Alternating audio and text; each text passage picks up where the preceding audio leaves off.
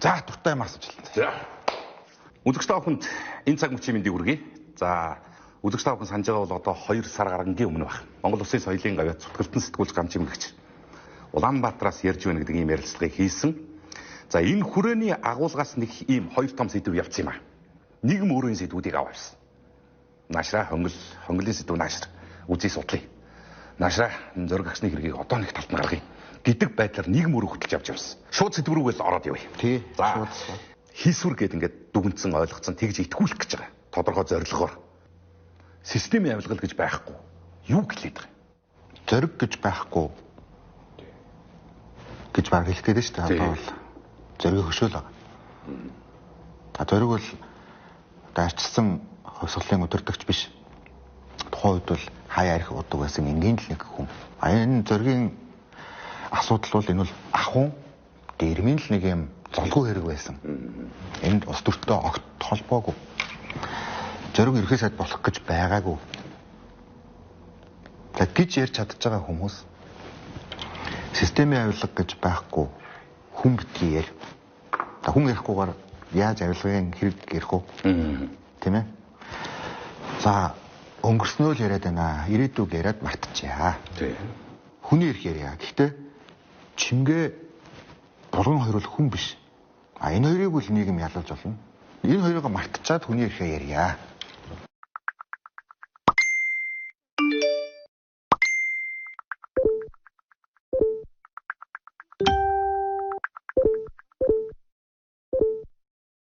Хэр ч одоо юу гэсэн үг юм. Тэгэхээр яг энэ хүмүүс чинь ялгаа авахгүй бас ингээд одоо нөлөөллийн ажиллагаа хийж байгаа шүү дээ. Болцоо эвтэй байя. Яг гэдэг гой найрамдалтай явъя. Энэ том одоо ингээд стратегийн ордод авцсан энэ нөхдүүдтэй энэ бүлгэлтэй эвлэрэл явчаач таа. Тэгэл мартчих л та. Ярьж яах юм? Яг ингээд 30 жил болсон баз. Тийм учраас энэ дээр бид нар хатуу байх хэрэгтэй. Тийм учраас энэ тэмцэл хялбар биш. Аянаас дуусах болоогүй. Энэ их мөнгө, энэ их гадаад дотоодын нөлөө, энэ их хэлхэлтсэн хууль хяналтын байгууллага, шүүхэн ухрагдсан систем. Энэ цаг үед бүтэн шийдэгдэх үгүй би мэдэхгүй. Гэхдээ би нэг зүйлийг мэдж байгаа. Энэ яриа бид гурван ярьж байгаа зүйл чуулганд хэлж байгаа үг.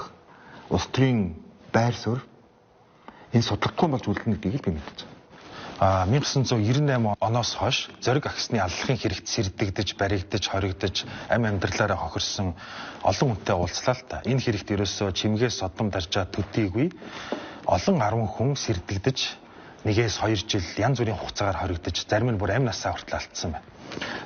Тэгээд тэр хүмүүсийн одоо бүгд асууж байгаа нэг л асуулт байна. Монгол улс яг ардчилсан улс мөн юм уу? Монгол улс яг иргэний ардчилсан эрх зүйтер мөн юм уу гэдэг асуултыг бүгд асууж байгаа. Монгол улсын ерөнхий сайдаас би тэр хүмүүсийг төлөөлөөд яг энэ асуултыг асууя гэж бодож байгаа.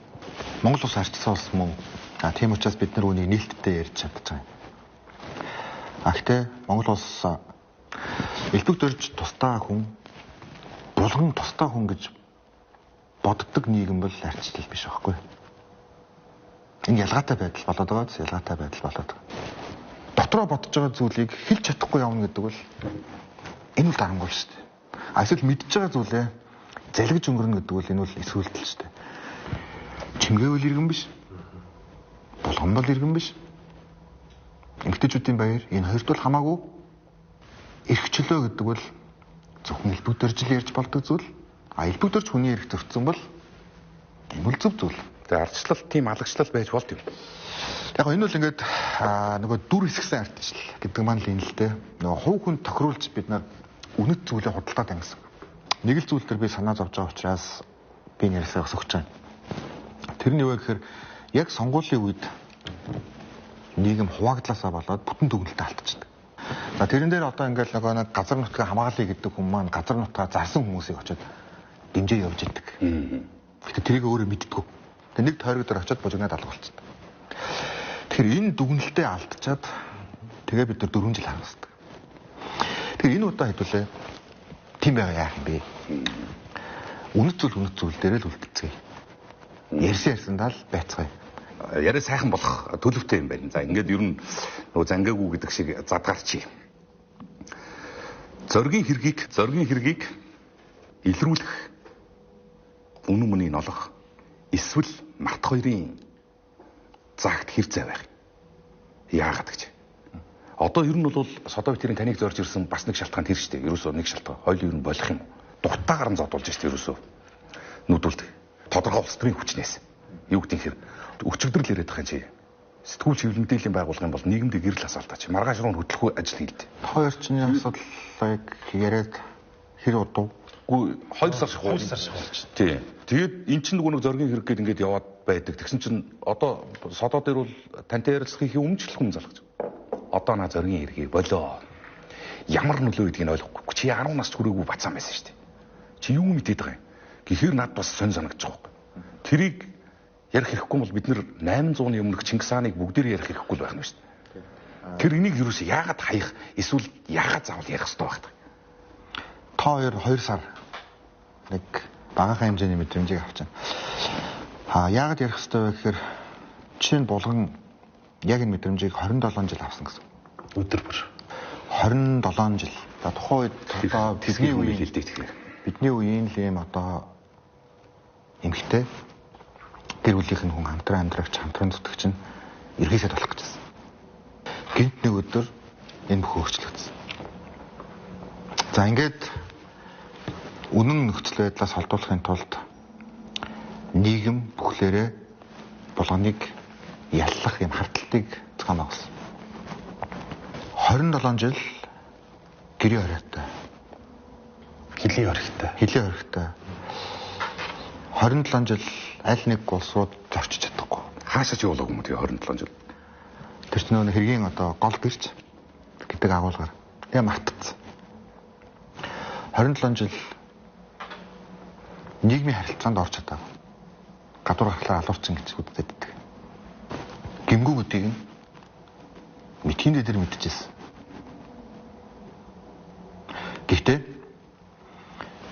булганыг яг энэ хэрэг боддоор юу болсон бэ гэдэг асуудлыг нийгэм асууна гэдэг болгоомжлоос болоод 27 жил зүгээр нийгмээр яллалцсан. Тэгэд энийг мэдсэн ч мэдээгүй юм шиг явах уу? Сонссон ч сонсоогүй юм шиг явах. Үгүй. Тийм учраас би 3 сарын 8-нд чимгээр очив. Яагаад 3 сарын 8-нд вэ гэхээр энэ эмэгтэйчүүдийн эрхийг хамгаалах өдөр учраас л очив. Очих үед яг та хоёр дээр байгаа нийгмийн даралт над руу чиглэлжсэн. Гэтэ зохион байгуулалттай шүү дээ. Яг тэгэхээр энэ нөгөө нэг нэвтрээгүй 20 жил болцсон сэдв учраас хүмүүс тэгээд ойлгоод хөвшцэн ойлголт учраас тэр мэс цөмөрнө гэдэг үл тийм хэлбэр шээс. Яагаад одоо ийм баярын өдөр бидний наалтартай байж ах чинь очиж чимгээтэй уулзж байгаа юм бэ? Яагаад булганы талаар ярьж байгаа юм бэ? Яагаад зоргийн асуудлыг нэг жоохон бацаан тухайн үед 10 дугаар ангид байсан байж ярих гээд байгаа юм бэ гэдэг асуудал болж байна. Та хоёр дээр одоо чиглэж нөлөөлөл үүсгэж байгаа хүмүүс яг 3 сарын 9-өөс эхлээд над дээр ч гэсэн юм нөлөөлөл үүсгэж байна. За энэ системийн авилгал одоо буруу зүйл л дээ. За яшаа сонгуулийн үед яриад байх хэрэгтэй. Эдгээр ер нь бүлгэлийн нөхцөлтэй. За яг сонгуулийн чинь хамт аваад гарчий да. Бити яа. Ингээ юу нэгтэлтэй гоё явчаа ирэхээсээ та. Энэ хэцүү асуудал шүү. Өөрт чинь карьер хэрэгтэй шүү дээ. Аюулгүй байдал хэрэгтэй шүү дээ. Залуу хүн бас одоо чинь урт хугацаа байгаа шүү дээ. Ирээдүг л харъя л та. Өнгөрснөө битгий дүгнэ л дээ. Тийм учраас энэ их тийм том оролцогчтой яригтай асуудал мөн үү? Гэхдээ энэ бол 30 жилийн дүгнэлтийн зангилаа мөн үү? Хэрвээ энэ асуудал болоогүй бол Монгол улс хаашаа явах гэсэн? Зориг яагаад тусдаа нам байгуулах болов? Яагаад Улаанбаатар зочид буудалд тухайн үед одоо зоргийн дэмждэг нөхдүүд цуглаж ерхий сайдаар болгоно гэж тохироо хийв? Яагаад тэр өдөр хүүхдийн ордонд хуралдаан болоод тэр хуралдаан дундаасаа завсарлав? Яагаад экзамены засгийн газар огцорсон юм? Яагаад элбэг дөржин засгийн газар 3 сарын дараа дахиад огцорсон юм? Тэр үед Эрдэнэт үйлдвэртэй холбоотой яагаад онцгой төлөм тогтоосон юм? Энэ бүх зүйлүүд бол улс төрийн нөхцөл байдал буюу шалтгаан толгой. Тэр энэ улс төрийн бүх үйл явдлаас холдохыг л хүссэн л асуудал байхгүй юу? Тийм учраас энэ зүйлийг бид нэр түүхээс арчиж болохгүй зү. Зоригийн өшөөг жишээлбэл ингээд одоо шилжүүлэх ийм асуудал. Энэ зүгээр ингээд тэнд барилга барих гэж байгаа асуудал гэж бодож байна уу? Үгүй шүү дээ. Энэ бол зоригийг түүхээс арчих гэж байгаа гэсэн. Өшөөг одоо шилжүүлэх хэрэгтэй, энд барилга барих гэж байна гэсэн ийм албан бичиг биднэрт ирсэн. Шинэ дэвшилт холбоо гэдгээс. Тийм. Тэгээд сая удаа ирв өмнө ирж ирсэн юм. Одоо анх удаа л ирж байна. Өмнө ийм бичигүүд биднэрт ирж байгаагүй. Байшинг буулгана. Шинэ байшин барина. Анхнаасаа 90 онд тийм тооцоотойгоор хийж ирсэн юм. Энийг бол байшингийн эзэн мэддэг болохоос биш. Өөр хүндлэнгийн хүн мэддэггүй юм. Нэгдүгээр шалтгаан нь энэ хэргийг мартах. Хоёрдугаар шалтгаан нь энэ хэрэг ярихдаггүй байх. Ингийн тулд яах вэ? Зоригийн өшөөнд 10 сарын 2-нд очиж цэцэг өргөдөггүй байх зүйлийг алстаа 10-20 жилийн дараа байхгүй болгож мартуулах гэсэн үг л. Тэр үнд зүйлийг дуусгах гэж байна. Үнд зүйлийг өөрчлөх, нэгүрэл түүхийг өөрчлөх. Тэгээд бид нар бол одоо бас за нэгдүгээр нь чинь одоо олон түмний хандвар болсон. Жилд 2 удаа хөшөөн дээр хүндэтгэл үзүүлдэг уламжлалтай болсон шүү дээ.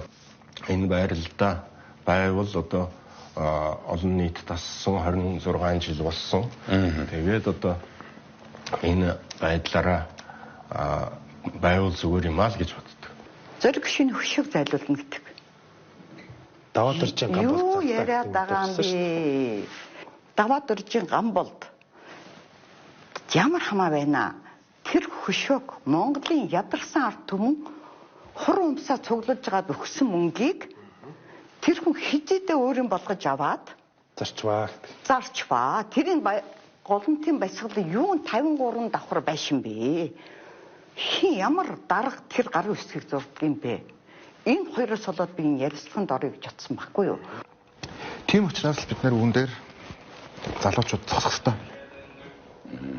Хатуугийн хатуу зогсох хэрэгтэй. Энэ нь өөрөөр хэлбэл арчсан нийгэм парламентын арчлал байгаа учраас бид нар зогсох хэрэгтэй. Харин бид нар зогсохгүй бол яванда парламентын ардчилж байхгүй болно. Ардчилж байхгүй бол. Ардчлал хизээ боторж байсан байх гэхээр эсвэлтлүүдийн нийлбэр дээр ардчлал байхгүй болдог байхгүй. Мэдсээр байж. Хэлэхгүй нууж байгаа үйлдэл бүхэн нийлээд энэ өөрөө арчлалын төрийг байхгүй болгодог. Би түүх тийм шүү дээ. Эрхийн нэг л зөрчлийг, эрүүшүүлтийн нэг л зөрчлийг нүдэн анаад хүлээн зөвшөөрөөд мартгал юм бол энэ аюултай үзэгдлийг бол нийгэмд жишг болгож тогтоно гэсэн үг үстэй. Хоёр дахь болгоныг, хоёр дахь чимгээг одоо бий болгох боломжийг бид эсвэлтлээсээ болж зөвшөөрч байна л гэсэн. Яг ингэсэн учраас одоо бэлгээ 30-40 одоо энэ хонглоор, эрүүшүүлтээр энэ одоо нийгмийн ялалсан үзэгдэлд өртсөн хүмүүстэй ярилцлаа шүү дээ, тийм үү? Чухам ийм үзэгдлийг хүлээн зөвшөөрсөн учраас. Миний ярьсан одоо тэр нөгөө хонглын хохирогчд гэдэг ингэхээр нэг юм хоосон юмд шоу үүсгэсэн гэл ингээл нүдүүлээд байгаа юм. Тэр бол хамаагүй. Яг тэгэхээр энийг нөгөө таны хэлдгээр ил болгох л ёстой юм билээ бид. Ил болгох нь чинь мэдээд байна шүү дээ. Баримтыг хараа сууж гин он цаг хугацааны дараалал нь үйж гин. Би бол яг энэ зоригийн хэргийн кейс ингэж задарснаас хойш үндсэндээ баг 20-30 зоригтой ирлээ. Эд бол азар үхийгүүл зоригуд юм бэл. Алуулаагүй зоригуд болохоос агуулга нь бол зоригуд юм бэл. Яг үхэр яг нөгөө схемчилсэн хуулийн тэр сувг дондор жирүүлсэн. Тэр шууд дондор явцсан. Тэрийг одоо боли одоо тэр хонгол гэхээр та нар тоосон санагдаад байгаа бол би нэг бохирын одоо шуудуугч хэлмээр байна. Ингэж жирүүлсэн. Гарах гарц байхгүй. Амьсгалах агаар байхгүй. Тэгээ энэ ч нэг хоосон бичлээ. Системийн авилгал байгаа юугүй юу? За манай элбэг дөрж өргөхөж байхгүй гэсэн байл. За би тэгэхээр маш энгийн хариулъя. Элбэг дөрж бол системийн авилгалыг одоо угсрагч мөн. Системийн авилгал гэж байгаа. Системийн авилгал гэж юу вэ гэвэл тухайн хүн өөрийнхөө томилсон хууль хэлтийн байгууллага өөрийнхөө томилсон шүүгч нартай улс төрийн эрх мэдлээр дамжуулж хэсэг бүлэг хүнд давуу байдал олохыг системийн авилгал гэж нэрлэнэ. За маш энгийнээр бид өөр хоёрхан кейс ярив. За. Элбэг дөрж гэдэг хүн ерөнхийлөгч болоод хоёр дахь удаага ерөнхийлөгч болохын тулд мань хүн хэд хэдэн зүйлийг хийж ерөнхийлөгч болсон. Нэгдүгээрт мань хүн Эрдэнэ үлэг тэргүүтээ нөхдүүдээс асар их хэмжээний санхүүжилтийг босгож Эрдэнэ төлөвлөрийн 49%-ыг та хэдэд өгнөө. Дунд нь би хувь авна гэдэг тохиог хийсэн. Сангийн яам Монгол банк хөгжлийн банкнаас одоо дамжуулаад энэ төрийн системд чиглэл өгөөд за ингээд эхлээд ерхийлэгч болсон тэр зүйл дээр одоо хандив буюу авилгал авсан. Хууль бусаар. Тэр чинь хуулиараа бол одоо их хэмжээний мөнгөн дүн байхгүй шүү дээ, тийм ээ. За тэрийнхээ төлөө яах вэ гэхээр шүүгчнэр томилж өгсөн. Өөрийнхөө хамаатныг хүртэж өгөх шүүгчээр. Одоо хүртэл байна. Шүүгч засаглыг хөдөлгдсөн. Шүүгч засаглал гэдэг бол яг том ойлголт. Шудраг шүүгч зөндөө байгаа. Энэ дунд одоо мерит зарчмаар биш томилсон ийм одоо шүүгч нарыг бол одоо хүртэл ингээд жингээж байгаа. Энийг л одоо жишээл хонгил гэж яриад байгаа шүү дээ. Энэ бодиттой. Би одоо нэртэй устдаа яриад байна шүү дээ. Энэ зоргийн хэрэг 49 хэрэг дээр байгаа бүх шүүгчид адилхан нэг л шүүгч нар. Энэ ерөөсөө нэг 15 6 хүн байгаа. Одоо ч ажиллаа хийж байгаа. Шүүгч заслын энийг мэдхийн дээр мэдчихэж байгаа. Хин юу хийсэн бэ? Хин юу хийгээд байгаа вэ гэдгийг. Гэхдээ тэд нар өөрсдийг хамгаалах хэмжээний ийм хамтын нууцтай байна гэсэн үг. Нөгөөрлөл одоо эрх шиг зөрчигдөх хэмжээний ийм том систем бие биенээ хамгаалж байгаа гэсэн үг. Энийг бүлгэлж гэж байгаа. Энийг системийн явдал гэж байгаа. Худалдаа хөгжлийн банктай холбоотой, Эрдэнэтийн 49-тэй холбоотой хөтөл дархны төмөрлөгийн үйлдвэртэй Монгол Улс цэвэрлэгтэй олон лицензтэй холбоотой том лоуидчийн хэрэгчин сая мөрдөн байцаатлаа буцаж байгаа байхгүй. Бид нар чи өөрсдөө нэгдүгээр шүүгчдэртэй нөлөөлдөг гэсэн үг. Хоёрдугаар энэ тогтолцоогоо сайн мэдж байгаа учраас бүр үнэхээр шийдэх гэдэг нэнгуут нь гарц зогсож байгаа. Хэрвээ шийдэхээр биш байсан бол энэ ч ингээ байж байгаа байхгүй да. Тэр гарцаа байхгүй шудаг шүүгч юм уу шудаг биш ч хамаагүй аргагүй үнэн нотлох баримтанд тулагдаа шийдэгдэх болонгууд чинь элбэгт сайхан билэг гарц зогтаад араас нь элбэг дээр чинь сахны гараа зогтцсон. Энэ хэргийг шүүх шийдэж чадахгүй сая мөрдөн байцаалтлаа буцааж байгаа чи эднэр тэг гаднаас судлаа ингэж баатар царайж ярьж хагаад сонгуул хүргээд оюун эрдний унах чи өөр тэмцэхэн байхгүй гэсэн. Ийм л тооцоотой байгаа байхгүй да. Системийн авилгал гэж ер нь байхгүй гэдэг. Элбэг төржил тэгээд байгаа шүү дээ. За хоёр дахь нь тэгэхээр цагаан сургахтай холбоотой энэ асуудал бол энэ 2014 оны 5 сарын 23-ны өдөр засгийн газраас Алтуугийн засгийн газраас гэсэн үг шүү дээ. Өргөн баригдаад цагаан сургын ордын төрийн эзэмшлийг тогтоох тухай гэж их гоё нэртэй. Тэр нь 34%-ыг одоо авна гэж өргөн барьсан. За энэ үед ерөнхийлөгч элбэгт орж эхнийхээ сонгуульд МАК компаниас одоо хандив авсан байсан. Цагаан сургыг өгнө гэд тохирчихсан байсан үйлээс одоо энд биелэлээ олж байна. Арилжиж шүү дээ. Нөгөө системийн авилгал гэдэг маань энэ шүү дээ, тийм ээ. За энийг яг мэддэг хүмүүс байдгийн. Гэтэ нөгөө ярихгүй л байгаа байхгүй юу? Ер нь бол ярихгүй л байгаа. Энийг МАК-ийн өөрөө мэдж байгаа. Элбэгдэрж ерөнхийлөгч бүр сайн мэдж байгаа. Тухайн үед энэ Эрдэнэтийн 49-тэй холбоотой эдгээр ийм асуудлууд болж байгаа үед надад үнийг бол зэн их бол дарга ярьж ирсэн.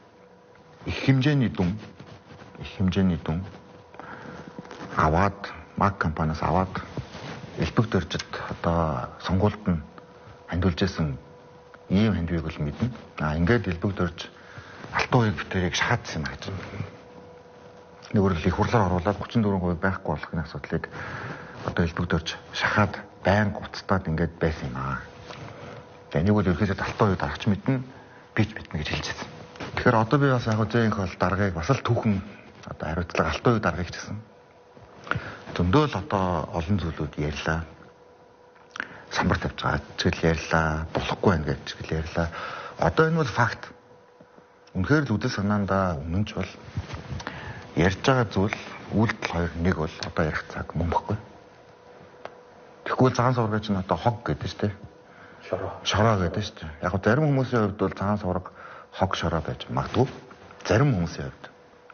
Тэгтлээ их одоо байгалийн баялгаар баяжсан байж магадгүй. Хамгийн аюултай нь шүүх ёстой шүүхийг нь мөрдөх ёстой хууль хяналтын байгууллагуудыг нь авилгал дотор орооцолтуулсан. Гэхдээ энэ дотор ч бүр их хурлч авсан юм шүү тэгвэл. Их хурлч эцтэйгээ орцсон. Төрийн эзэмшлээсээ их хурл татгалцсан юм шүү дээ. 13 онд захиагийн элбэгд орж 2 дахь удаа ерөнхийлөгчөөр сонгогдохдоо МАК компаниас сонгуулийн хандив нэрээр онц хэмжээний авилга авч хариуд нь 1965-аас 1982 онд төсвийн хөрөнгөөр хайгуул хийсэн цагаан суврагын зэс молибдений ордыг 2044 он хүртэл эзэмшүүлэх ажлыг зохион байгуулжээ. 2014 оны 5 дугаар сарын 23-нд ерөнхий сайд Алтан хуйг улсын их хуралд цагаан суврагын ордын 34%-ийг төрийн эзэмшилд авах саналыг өргөн барьсан байна.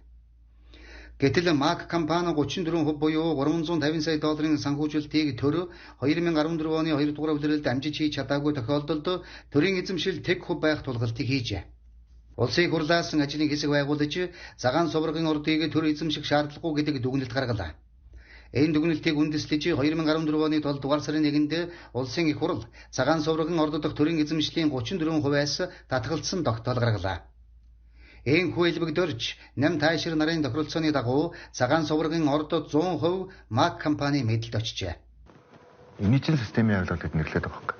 Цагаан сувраг бол системийн авилгалаар хийгдсэн 49-тэй яг адилхан төрийн мөнгөөр хувьдаа авсан юм л зүйл.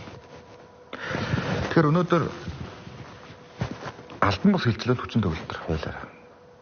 Хэрвээ энэ дээр нэг төгрөгийн л авилгал өгсөн авсан үнэн бол энэ хүчин төгөлдөр хилчил биш.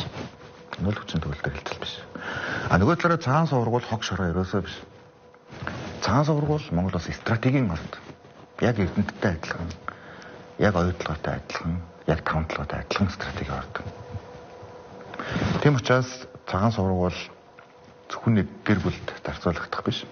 Цагаан сувраг бол Монголын ард түмний сайн сайхны төлөө зарцуулагдах ёстой манай төсөө болдог. Дээрээс нь МАК компанийн дүнг өгөөд стратеги орд авчлаа. Стратеги орд авчлаа. Энэ бол төрийн эрхийг хууль бусаар авах маш том хэмжээний асуудал. Дахиж энэ давтагдаж магадгүй гэсэн.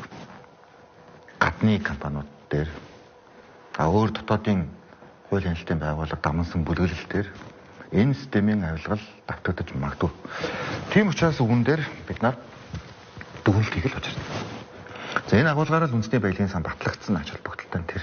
Тэгэд одоо системийн авилгын нэг хэсэг гэдэг ингээд схемчлээд цөмөрөө ерөнхийдөө нөхцөл байдлыг ингээ ойлгож эхэлж байна. Одоо ингээ харж байна. Ийм юм байна.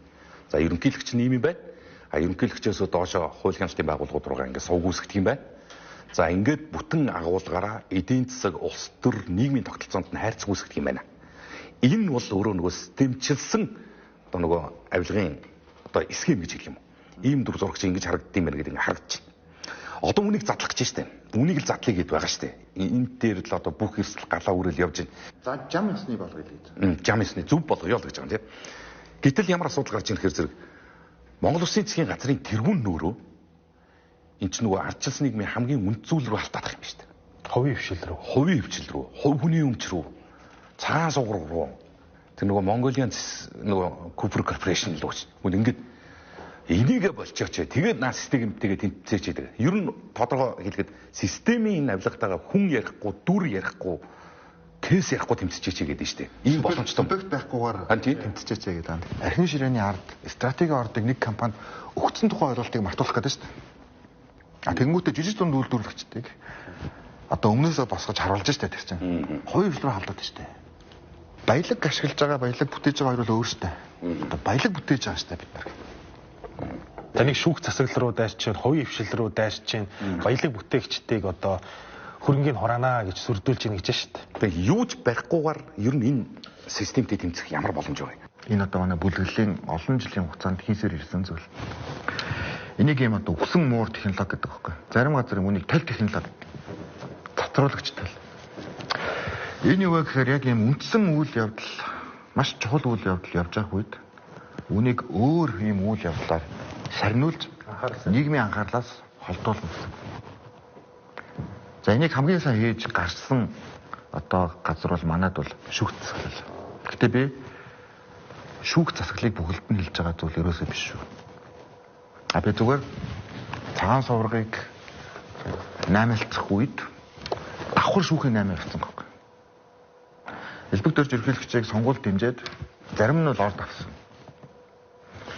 Зарим нь шүүх засгийн томилгоо хаасан. Шүүгчдийг солих томилгооны асуудлууд өөрөө хуулиар хаалттай. Энийг маш сайн хийж чадсан. Тийм учраас одоо шүүхэд гаднаас хүн орж томилогдох боломжгүй байхгүй. Тэгээ нэг 300-400 хүн бүгдийн захирамжаар өөрчлөлтөд томилсон байхгүй. Тэгэхээр элбэг дөржийн те нөгөө шүүхтэр хизээч намайг ялалж чадахгүй, шүүх намайг яаж чадахгүй гэж боддог нь өөрөө тэр. Яг хэлбэг дөржиг тойрсон хүмүүс бол шүүх яагач. За, чимгээ содном даржаа хоёр дээр шүүх ямар барьтаа вэ гэдгийг харуулж байгаа. Гэтэл өнөөдөр Бадамж Унаа гэдэг хүн шүүх дээр очичоод зогсчихлаа. Одоо 2 жил өнгөрсөн. Тий, зогсчихлаа. За, яг энэ бүлэглэл яадаг вэ гэхээр жишээлбэл шүүхтэй холбоотой авилгалын шүүхийн асуудал яг гарангууд яг энэ өдрийн оройн өнөрөөг барьчихсан. За, ингээд энэ асуудлууд ингээд өөр асуудал болж байгаа юм. Хүмүүс намайг авилгын эсрэг шүүхийн талаар үг хэлснийг ч бараг оройдоо мартсан байна. Гэтэл энэ хамгийн чухал асуудал байсан шүү дээ. Шүүх дээр авилгачид явахгүй байна гэдэг асуудал ярьж байсан бид нар. Гэтэл одоо ингээ одоо тэр сэдв ингээ байхгүй болсон байгаад. За сая одоо гарамжгүйг барьчлаа тий. Сонгуулийн үед. За өмнө нь би тогтоол гаргасан байсан. За яг иймэрхүү үйл явдлууд бас болдог учраас өмнө нь ан дозор за манай төмөрхүү гэдэг олон хүмүүс төр ийм зүйл болж исэн учраас зориуд би нэг гаргасан. Нэр дэвшилт 24-нд эхэлсэн, би 22-нд энэ тогтоолыг гаргасан. Тэгэхэд л болж байгааз. Энэ өөрөө юу вэ гэхээр яг тэр өдөр сонгуулийн ерөнхий хорон дээр нэр дэвшигчдийг бүртгэжсэн тогтоолыг сонгуулийн ерөнхий хорооны гишүүд гаргаж ирсэн өдөр. Зарим нэгэн одоо бүртгэгдэх боломжгүй хуулиараа бүртгэгдэх боломжгүй нөхдүүд захиргааны иргэн шүүхэд нөлөөлж энэ шийдвэрийг гаргуулах гэжсэн өдөр байхгүй. Гэтэ одоо энэ ингээд дуусахгүй. Тухайн өдөр сонгуулийн ерөнхий хорооч мартсан. Захиргааны иргэн шүүхтэр хин хиндэг ямар асуудал болж байсан бэ гэдэг бүр мартсан. Үүнийг өгсөн мөр гэж. Зоригийн хөшөөг нүүлгий гэж хэлж чадж байгаа хүмүүс. Цагаан суургийн стратегийн одоо болдыг төрийн эзэмшлийн хувийг нь их хурлаар оруулаад гаргаж аваад өгцнөө. Энэ бол лойгор биш гэж тайлбарлах. Эсвэл төрийн мөнгөөр Эрдэнэтийн 49%-ийг худалдаж авах схемийг зохион байгуулчаад тэрүүл минийх гэж тайлбарлах. Эсвэл тамгын газрын даргатайгаа хамт ачтик компани байгуулад өөрийнхөө нэр дээр цагалбар гэдэг дансанд мөнгө байршуулчаад энэ минийх биш гэж хэлгүүл юу ч биш байхгүй да. Зоргийг түүхэн биш гэж харж чадж байгаа хүмүүс. Ингэж зохион байгуулад зохиомлоор тийм ээ. Зохиомлоор энэ хэргийг хаах гээд хоёр хүн эрүүдэн шүүжиж байгаа хэсэг бүлэглэл цагаан суург 49-ийг ингээд авцсан хүмүүс наад гэж ингэж тайлбарлах бол юу ч энэ дээр нэг хэрэгэлзээд байх хэрэггүй. Зүгээр харин ч эсрэгээр хувийн хвшлийг ингэж л хамгаалж чадна. Шууд цагаан суургийг одоо ингээл авчиж чадж байгаа ийм системтэй босод уул уурхай компаниуд яаж өрсөлдөх вэ? Ингэж байгаа компанитай яаж босод хувийн хвшил өрсөлдөх юм? Шүүхтэй, тагнуулттай, АТГ-тэй, цагдаатай, улсын их хурлтай, ерөнхийлөгчтэй тий? Энгийн компаниуд яаж өрсөлдөх вэ? Энэ л өөрөө одоо монополч биш, энэ л өөрөө хууль бус ноёрхол. Эрхтүүд төр гэдэг талаасаа төр тоглолтчихж байгаа. Шударгаас гэдэг талаасаа шүүх засаглал байхгүй болчихж байгаа. Энгийн бизнесийн орчин чөлөөт өрсөлдөөн байхгүй болчихж байгаа. Энийг бодитоор илэрхийлэх дуу хоолой байхгүй болчихж байгаа. Хүний эрх гэж ярихгүй дээ. Манай элбэг дөрж хийсэн юм чи. Япон тавны газар мазрыг булаагаад авсан юм да. За яшиг одоо өөртөө орцсон юм чинь яшиг. Авилгал хараал баригдсан да яах юм. Хуулийн хэлтийн байгууллагын дотроос нь одоо бас хэдэн байр авсан билээ яшиг дуурайд байх. Эрдэнэт үйлдвэрүүд маань бүтнээрээ Монголд ирлээ гэсэн чинь тэр схем нь юу болсон байсан гэж. Одоо танд энэ гарч байж шин. Энэ би яг ярьжлээсэн л та. Гэхдээ энэ би зүгээр яагаад энийг дахин сануулахыг одоо хүсэж байгаа вэ гэвэл яг энэ сонгуулийн үед болсон байхгүй. Ханди энгүүчинг аваач тийм л. Тэгэхээр энэ үед нөгөө юм одоо юу болдог. Нөгөө анхаарал үдэмж хэмжээгээр сулардаг. Яг энэ сонгуулийн цикл донд цагаан сураг стратеги ордоос гарсан. Дараа нь төлөөсөнд. Яг сонгуулийн циклийн үед Эрдэнэтийн 49% төрийн мөнгөөр худалдсан. Яг сонгуулийн циклийн үед ачтдаг хийгдсэн. Яг нөгөө хөтөл дархан. Тий, яг сонгуулийн үед Муслийн банкны зээлүүд хуваагдсан. Хин ч анхаараагүй. Одоо бид нар хангалттай 30 жил болчлоо. 76 та парламентаа дүүх болгож үлдээж байна. Шинэ тогтолцоо руу орж байна. Өөрөөрийнхөө үнэт зүйлийн төлөө зогсох ёстой цорын ганц боломж чинь сонгуул байхгүй. Яг л энэ бол аль нэг намуудын хоорондох өрсөлдөөн болохгүй. Энэ бол ард түмэн ялах уу эсвэл авилгачид ялах уу гэдэг ийм л сонголт болно. Тэд бүх боломжийг авсан. Тэрний одоо үр дүнд өнөөдөр Монгол одоо хайрын одоо боломжууд алдсан. Элбэг дөржийн гаргасан одоо хөгжлийн банкны хаадуудын нэртэй бонд босгоод түүнийг фракцуудтай хувааг өгсөн зүйлийн дампуурлыг зогсоох гэж бүтэн 12 жил. Тэр чинь 12 онд ч та. 17% байсан эдийн засгийг нэгэн жилийн дотор унгаагаад тэр дампуурлаас нь гарах гэж 12 жил. Цагаан сургагтай холбоотой энэ асуудал одоо бүр явжгаад цагаан сургаг нам болж босч ирж шít. Элбэг дөрж ерөнхийлөгчдөр яг одоо ингээд санал зөрөөд байгаа зүйл гэж хүмүүс ойлгоод байгаа шүү. Үгүй шүү дээ. 3 сарын 8-нд бид чимгээд очсноос л энэ хатуу зөрчил эхэлж байгаа юм. За тэгэл энийгээ болоо гэдэг байдлаар хідэн ч ерхий сайд одоо хідэн ч одоо ерхийлэгч за хідэн ч их хурлын дарга хідэн ч хуулийн хэлтийн байгууллагын хуучин удирдлагууд хідэн ч хувийн хвшлийн томчууд хідэн ч одоо нэртэй сэтгүүлчдээр над руу яриулав. Энэ юу гэсэн үг вэ? Энэ юу вэ? Энэ систем л ахгүй та. Элбэг дөржийн засгийн газар унсан унаад энэ үл зоргоос болсон гэдэг үгэнсэн. Яагаад гэхээр Эрдэнэтийн удирдлагыг тэд авахыг хүссэн. Тэр үед Эрдэнэтийн удирдлага дээр отгомл байсан. За ингээд Эрдэнэт онцгой төлөм тогтоосон энэ зөрчил. За ингээд ерхий сайдаа тохирч чадахгүй 10 сар хүрсэн. Үүрэг гүйцэтгэгч засгийн газар 4-5 сар ажилласан. 10 сарын 1-нд чуулга эхэлсэн. 10 сарын 2-нд ерхий сайдыг томилхоосоор сонголтгүй байсан. 9 сард зоргийн одоо гэр бүл рүү ялангуяа ээж рүү одоо хүмүүс уцтаж хүүгээ татаж аваарай. Хохин шүү гэдэг зүйл зөндөө болчихсон. За энийг болгон митинд дээр хийж байгаа. Яг л энэ дарамт яг энэ гэр бүл дээр хийж ирсэн. Тэгээд би бол таамаг дэвшүүлмээр байна. Би бол ганцхан дефакто юм хэлнэ. Захаагийн элбэг дорж гэдэг хүн төрийн өндөрлөгт гарах болгонд би шоронд ордгийг. Нэг юм хэлээд байна уу? Би хэлээд байна гэж бодож байгаа. Би ийм л хариулт хэлнэ. За гэхдээ энэ ингээд явсаар л байсан байхгүй. Энэ ингэж явж байгаа л ийм төвшөнд очтлоо. Хурцдсан гэсэн үг. Тэгэхээр би Эрдэнэтийн энэ хэрэг зоргийн хэрэг хоёр чинь хоорондоо нэг юм гэж би хэлжсэн тэр ихгүй. Зүгээр ингэ дэлгэрэнгүй яриаг болохоос ш. Энэ ерөөсөө Эрдэнэтийн 49-тэй холбоотой Эрдэнэтийн энэ асуудалтай холбоотой асуудлын маргаан одоо ч үргэлж за энэ юу гэхээр том агуулгаараа баялагын асуудал. Хин эзэн байх вэ гэдэг. Яг тэгэхээр энэ байгалийн баялагч нь манад одоо энэ чинь олон мянган жил олон сая жилийн туршид бий болж байгаа зүйл шүү дээ байгалийн баялаг гэдэг маань.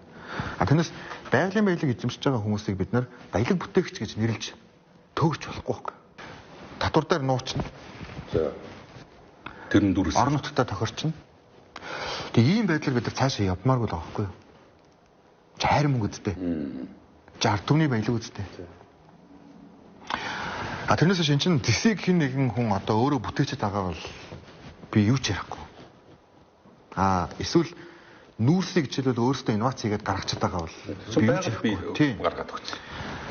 Энэ одоо жишээлбэл стратегийн ордууд тэд өөрөөсөө илрүүлээд тогтооцсон бол би бас юм ярихгүй.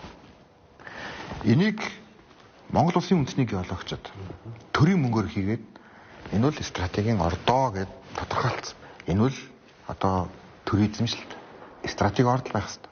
За энэ бол стратегийн орд гэхдээ элбэг дөрж танд өргөсөн учраас энэ бол стратегийн орд биш гэж тогтоол гарч ирсэн шүү дээ. Тийм байна. Энэ агуулгын төв. Тий. Би факт ярьж байна. Факт. Системийн авилгалын факт ярьж байна. Тэнгүүд яг уу гэхээр элбэг дөрж гэж битгий яриач. Цаан сураг гэж битгий яриач. Маг гэж битгий яриач. Тэгээд магтчихаач. Элбэг дөрж гэж битгий яриач. Эрдэнэтийн 49 гэж битгий яриач. Ач их гэж битгий яриач. Цаглбар гэж битгий яриач. Тэгээд магтчих. Уг нь ерөнхийдөө энийг мартсны төлөө оюурд нэг чамтай найрамдъя. Найзлаа.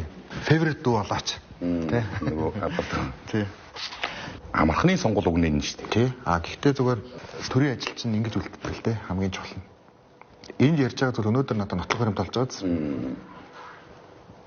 Хин юуны төлөө юуны эсрэг байсан ингэж үлддэг. Тэгээ энэ дэр чинь нэг гоё юм байдаг нь нууц гэдэг ганц тамга дарчтай юм шүү дээ. Эднийг одоо бүгдийг гаргаж болохгүй. Мэдээж төр нууцтай байлгүй байх. Байна тий. байх ёстой. Тэгээ нууц гэдэг нь өөрөө юу вэ гэхээр улсын аюулгүй байдалтай холбоотой. Энэ бол улсын геополитиктэй холбоотой зүйлэл төрийн нууц гэхгүй. Тэрнээс биш аюулгүй төрийн нууц биш. Дээрээс нь хуулиар одоо ч ингээд эдийн засгийн ил тод байдлын тухай хууль гэдэг. 2015 оны 8 дугаар сарын 7-нд улсыг хурал ээлжид бус чуулган зарлаж, ерөнхий сайд сайхан бэлгэн өргөн барьсан эдийн засгийн ил тод байдлын тухай хууль баталжээ. Энэ нь улсын бүртгэл бүртгүүлж чадахгүй далд байсан өмч хөрөнгө, татвараас зогтсон мөнгөн хөрөнгийг хууль ёсны болгох эдийн засгийн өршөөлийн тухай хууль байлаа. Энэхүү хууль батлагдсанаар татвар болон бүртгэлийн байгууллагад 33 их 80 төгрөгийн хөрөнгө бүртгэгдэж, бүлэглэлийн гарт байсан хууль бус далд эдийн засаг хууль ёсных болж баталгаажжээ. Хамгийн сайн юм ер нь яг ийм үед биш үү? Нэг удаа том өршөөлийн хууль гаргах хэрэгтэй байхгүй. Энэ юу вэ гэж Нөө нэг авилгаа өршөөх наач амар гоё шүү дээ бас. Тэр ил тод байдлын тухай хууль. эдийн засгийн ил тод байдлын тухай хууль. Энэ бол их гоё нэртэй. Тий. Өн нэр нь амар гоё. За энийг тэгээд бас л яг уу гэхээр зарим одоо манай хувийн хвшлийн нөхдүүдийг эднэр бол одоо та нарт тасаа ингээд татврын өршөлтөй гэдэг байдлаар гоё тайлбарласан. Гэхдээ энэ донд юу байгаа гэж энэ донд энэ бүх булхаг хууль хяналтын байгууллага дээр нотлох баримт болохыг хаасан зүйлийг хуульчилсан баг. Хулгайгаа хуульчилсан гэсэн өөрөөр хэлбэл тийм ээ. Нэгүрэл өнөөдөр хуулийн байгууллага бас шүүхтэр зарим хэрэгүүд одоо гацчихад байгаа зүйл нь юу гэхээр тэд мэдчихэе юу болсныг. Гэтэ энэ хуулиар Энэ баримтууд ирэхгүй. энэ баримтуудыг шүүхтэр нотлох баримт болгож ашиглахыг хориглоно гэсэн. Энээс болоод бид нар тааралж хязгаалтанд орсон. Тэгсэн. Шааралж хязгаалтаас болоод зээлж зэрэг байхгүй. Энэ хувийн хвшлүүдэд маш хүнд нөхцөл байдлыг бий болгож байгаа.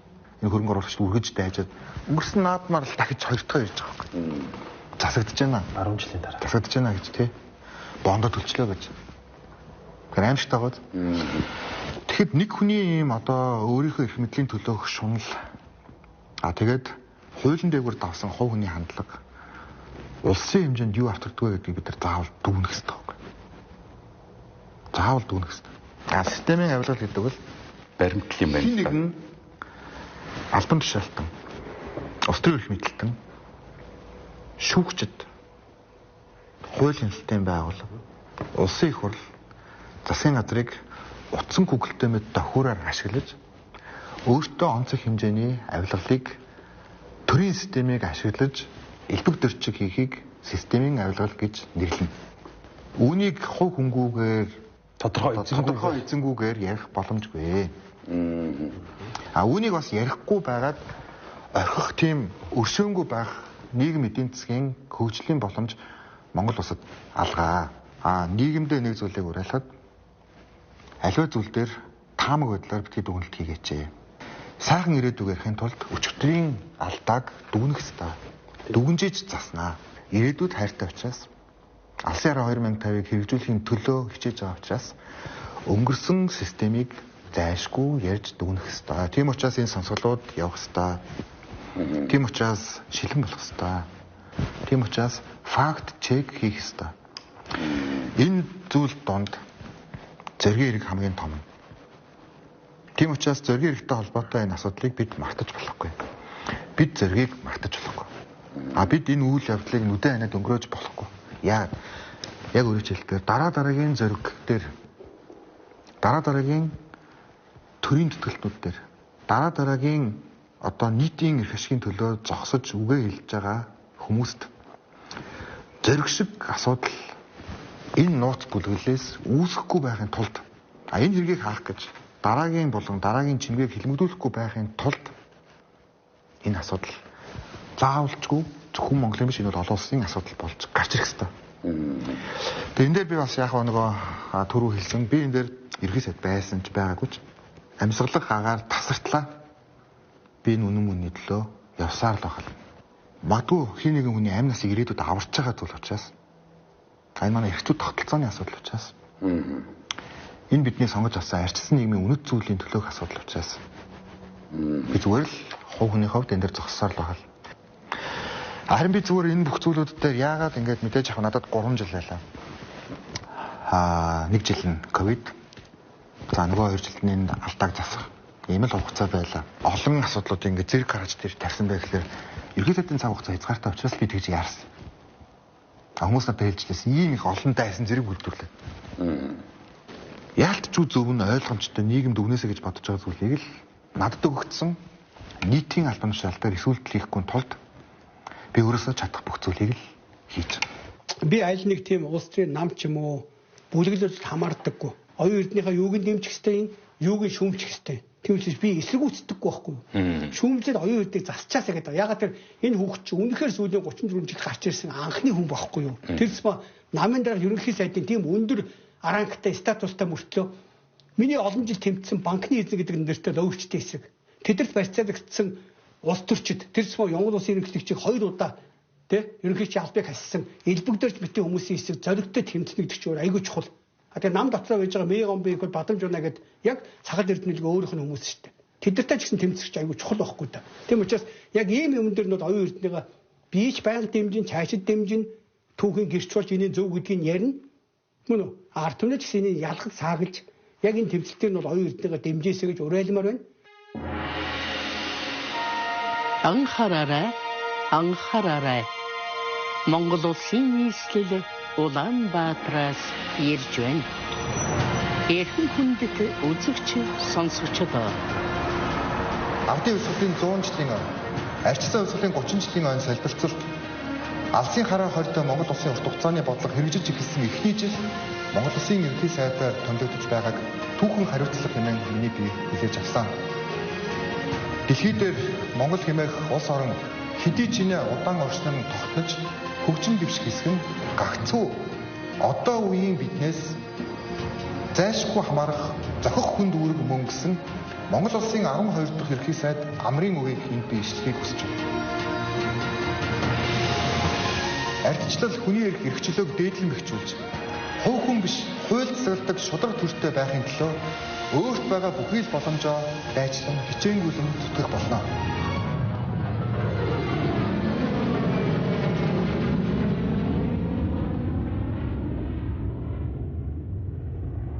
Яг одоо тэр Улаанбаатараас ярьж байгаа гэдэг тэр нэвтрүүлэг дээр гарсан миний ярьсан зүйлүүд за бас олон хүн ярих шиг боллоо. Мань хүн өөрөө ч байр суурь илэрхийлэх шиг боллоо.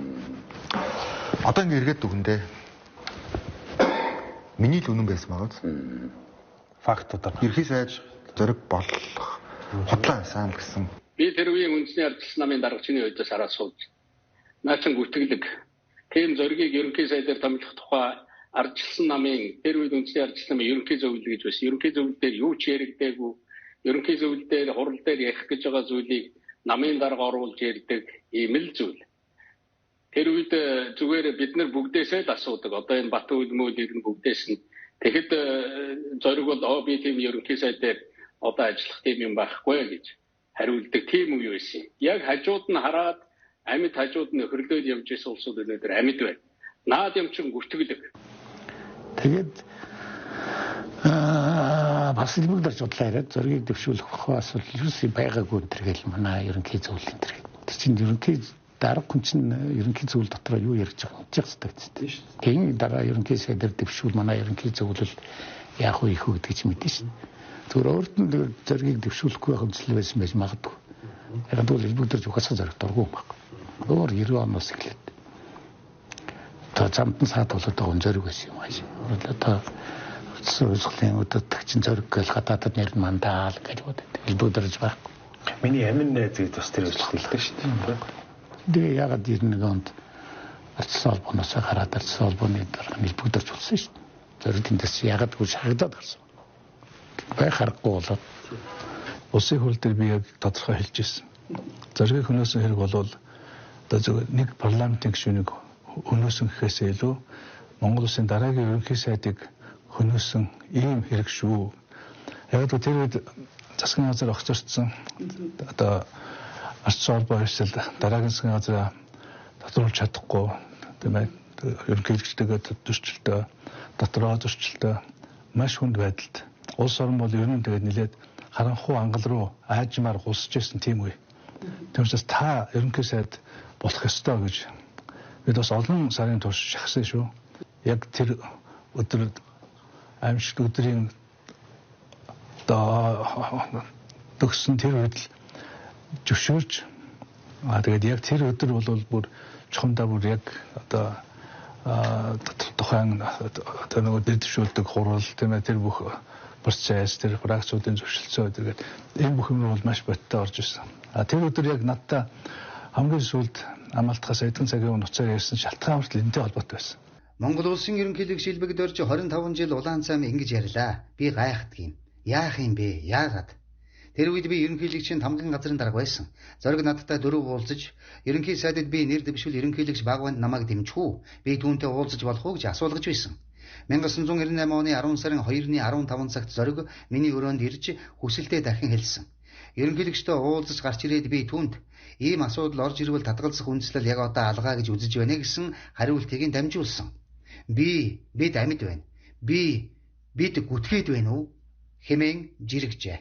Энэхүү үйл явдлыг тухайн үеийн ерөнхийлөгч Нацгийн Багванд мөн нотолсон юм а. Тэр үед ер нь ерөнхий сайдд яригдчихсэн. Тийм. Зоригийн ерөнхий сайд болох асуудлыг надтай ярьж байсан. Би зоригийн нэр орж ирвэл дэмжинэ гэдэг байр сууриа тамгын газрын дарга хараад дамжуулаад илэрхийлсэн байсан. Одоо боллоо. Тэгээд би анхнаасаа чинь улс төрийн алга гэж бодож ирсэн, одоо ч тэгж боддог. Тэгээд гэтэл одоо тухайн үеийн одоо мөрөн гэж цаадаг нэр байсан бахад тий. Тэдний тэр явуулсан одоо илрүүлэх чиглэл гэдэг юм уу, мөрдлөгийн чиглэл гэдэг юм уу нэг тийм зүгрүү явцсныг би гайхаад байдаг байхгүй одоо хүртэл. Ер нь үндсэндээ ерөнхий сайд болох нь бараг тодорхой болцсон. Төрийн сайд. Тийм хүний хөнөөчөд байхад үндэсний аюулгүй байдлын зөвлөл ямар нэгэн юу хийгээгүүд би гайхаад байдаг байхгүй.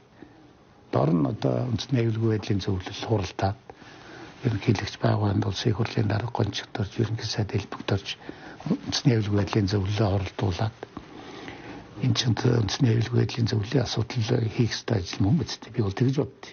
Энэ бол үндэсний аюулгүй байдалд ноцтой одоо занал хэлсэн асуудал байхгүй. Баяр цагт үнэн байсныг хэлчих шиг бол яг л Улаанбаатар зочид буудалд дотор хамт хоол идсэн бодлоо гэж хэлэх боломжгүй. Тэр 10 сарын 2-ны эмгэнэлт өдөр бол энэ Улаанбаатар зочид буудалд манай фракц өдрөө хоол идээд ер нь ингээ фракцийн тэргүүн зөргийг ерөнхий сайдыг нэрийн дэвшүүлээ гэдээ фракц дотроо ярилцаад манай фракцийн төлөөллүүд бол тухайн үеийн ерөнхийлөгч намын газрын дарга баяраар дамжуулаад ингээ холбоо бариад ерөнхийлөгчийн одоо хүсэлт юм хандлагын мэдээ гэсэн ийм зүйлүүд яригдчихсэн. Тэр бол ингээ 10 сарын 2-ны өдөр болсон үйл явц. Зориг бол ерөнхий сайд болох гэж хэлсэн л баттай гэдэг нь ингээд хүмүүс ярьж шээ. За Багванд дарагч тэрийг одоо ярьц. Тэр чин тэр өдөр баяр дарга хүлээж авч болсон. Багванд ерөнхийлөгчийн хувьд бол 5 хэд бичгээ оруулаад ирвэл ерөнхий сайд болгоход татгалзах зүйлгүй гэж хэлсэн. Одоо тэднээс арай л нуруутай нь байсан шүү байгаа юм л да тий. Их олон нэр бодсон юм л шүү дээ. Олон ч удаа бодсон юм л шүү дээ. За 3 асуудал. Нэг нь бол яг нэг манай одоо энэ нэг үндсэн хууль тогтолцооны системийн бас алдаа энд явжлаа юм л да. Тэрний үгээр намын дарга ер нь бол ерөнхий сайд байх хэрэгтэй. За энийг бид нар мөрдөөгүй. За тэнгууд яг хөглөр 96 онд инх сайхан Илбэг Дорж гэдэг хоёр хүн хоёулаа сонгуульд одоо гавьяа байгуулсан. За нэг нь сонгуулийн ерөнхий менежер, нэг нь одоо эвслийн дарга тийм ээ. За энэ хоёр хэн ерөнхий сайд болох вэ гэдгээ тогтож чадаагүй. За ингээд инх сайхан болсон. Ерөнхийлөгчийн тамгын газрын дарга. Тийм ингээд асуудал үүссэн баггүй ер нь бол. За ингээд явж байгаа 97 онд ерөнхийлөгчийн сонгуул одоо болоод ингээд инх сайхан дарга ялагдчихсан гэсэн. За ингээд нам дотор асуудал болох зүйл басна. Ил асуудал энэ инх бол дарга дайрчгал болсон асуудал. Ингээд болцох 30 жил ингээд дандаа л болдог асуудал. За ингээд яах вэ гэхээр Илбэг Дорж өөрөө одоо эвслийн дарга байсны хувьд ерөнхий сайд болсон. Инх сайхан дарга болон за тухайн үеийн сөрөг хүчин. За ингээд энэ асуудлууд болоод мань хүний одоо хүсч мөрөөдөжсэн одоо олон зүйлийг хийх гэж мань хүн ихрүүлж гад Илбэг Дорж ерөнхийлөгч одоо ерөнхий сайд байхдаа унтсан 3 сар. 3 сар дотор Эрдэнэтийн талаар л мань хүн хэлэлцсэн залуучуудын жил болгосон өөр юу ч байхгүй. Би бас л факт ярьж шээ. Тэгээ яг үгээр ерөөсөө л энэ Эрдэнэтийн удирдлагын төлөөх том зөрчил болсон. Энд дээр. За тэгээд огцорсоосоо ерөөсөө 14 хоногийн дараа онц байдал тогтоосон Эрдэнэт. Яг тэр өгүүлбэрийг би A copy хийж онц байдал тогтоосон. Тэгэхээр нөгөө Эрдэнэтийн 49 дээр одоо яагаад 91 оны хуулиар онц байдал тогтоочих гэдэг байгаа шүү дээ. Би бас одоо тухайн үед хэрэглэхийн сайдаар ажиллажсэн хүний хувьд Элбэг дөржийн засгийн газар яг тэр хуулиар тогтоосон учраас би яг л Элбэг дөржид өөрөө худалдаад аваад өөрөө авах гэж байхад нь яг тэр тогтоолыг би үгүйсгэж засахгүйгээр өөр төр нь босч явж шиг юм. Энэ ингээд гаргаад үзвэл тэр чинь нэг ч үг үсгийн ялгаа байхгүй. Зөвхөн он сар өдөр өөр байгаа юм. Ясаа копи хийж байгаа. Тийм учраас Элбэг дөрж энэ дээр онцгой дэглэм яагаад Эрдэнэт дээр тогтооваа турж өгөх гэжсэн сайлын үнээг мань одоо яагаад таргалуулж байгаа гэж ярих их байхгүй. Яагаад тэр Элбэг дөржийн засгийн газар өөрөө л Эрдэнэт дээр онц байдал тогтоосон. Тэр л тогтоол. Тэр 91 оны хуулийг ашигласан. Бүлэглэлийг үүсгэх энэ системийг мань хүн тэр хуулиар хийсэн. Би мөрөөдлөө биелүүлсэн Элбэг дөржийн мөрөөдлийг өөрийнх нь тогтоолоор хаасан. Тэгэхээр Элбэг дөрж хийсэн учраас энэ бол зөв. Тэрийг өөр төр нь буцаагаад хийсэн буруу. Үг үсгийн ч зөрүүгүйгээр хийсэн учраас оюун эрдний буруу гэж яриад байна шүү дээ. Ингэж ялгаатай хандаж болохгүй тийм ээ. Яг энийг бол би зориуд хийсэн. Яг л эртөөрөө хизээ нэгэн цагт ийм зүйл болно гэдгийг би төсөөлжсэн. Тухайн үеийн Ардын банкыг өөрчлөө Сэргээн Басгалтын банк болцсон байсан банкыг $5 сангийн сайд Баабар ерөнхий сайд Элбэг дөржнөр $5 голомтод хувьчилсан байхгүй юу? Үнэгүй өгөхөр хил ам гарна гэдэг $5 шүү. Өөрөөр $5-т банкнд Сэргээн Басгалтын банк буюу хуучин одоо Ардын банк нийл Ардын банкыг нөгөө рестракчер буюу бүтцийн өөрчлөлт хийсэн банк байсан байхгүй юу? Тэгээ тэрийг $5 хувьчилсан гэдэг юмар 3 сарын дараа Элбэг дөржийн засгийн газар огцорсон. За тэгээд дараа нь 6 сар үүрэг үүсгэж хамгийн урт үүрэг үүсгэх засгийн газар. Яагаад 6 сар байсан гэхээр тэмцэл нь ерөөсөө зоргийг болгохгүй тулд. Яг тэр нөгөө талаас нь одоо баг өндрийн хэлэг центр нь болохоор зоргийг болгох гэдээсэн. Зоргийг болгохгүй тулд халзан амбалдыг 7 удаа төвшүүлсэн. Сүүлд нь зоргийг болгохгүй тулд дараагийн алхууд тэгээд яг тэр явсаар байгаад өвөл өдөр нь явсаар байгаад сүүлдээ зориг маань талигач болсон. За тэгээд яах вэ гэхээр ер нь бол Тэтгэл засгийн газар огторцсон учраас зориг ерхийсэд болох нь маш ойлгомжтой байсан. Ягаад тэгэхээр яг өөрөө чинь хэлдгээр зоригт бол ялангуяа одоо ахмадууд маш их дуртай байсан. Манай буурлаач утгаа дашинд дараагаас эхлээд маш их тийм одоо ноён нуруутай ийм залуу гэж үздэг байсан. Элбэг дөрж шиг одоо ийм хөрцгөлсөн хоёр хашгаа хангахын тулд ямар ч тийм эрх зүй арчсан зарчим хамаагүй ийм хүнээс л өөр гэдгийг даш балбаргаагаас ахуулаад бүгд л харж ирсэн. Энэ ингээд протоколуудад үлдсэн байдаг зүйл шүү дээ. Ер нь одоо баримтууд шүү дээ тийм. Их хүссэн хүн төрийн жолоо бүү хатгуул гэдэг энэ өгдийн агуу их өгүүл Элбэг дөрж тараас бүрнээ нийцнэ. Мань хүн асар их тийм тачаадаж энэ албан тушаалдагцсан. Тэгж очисон хүн яадаг гэж тэгж очисон хүн үнэт зүйл нь албан тушаал болчихдог байхгүй. Элбэг дөржид бол зүрх сэтгэлд нь ардчлал байгаагүй, хүний эрх байгаагүй. Элбэг дөржийн зүрх сэтгэл албан тушааллаас. Яг тэгэхээр ерхийсэд болоод 3 сар болоод огторсон учраас.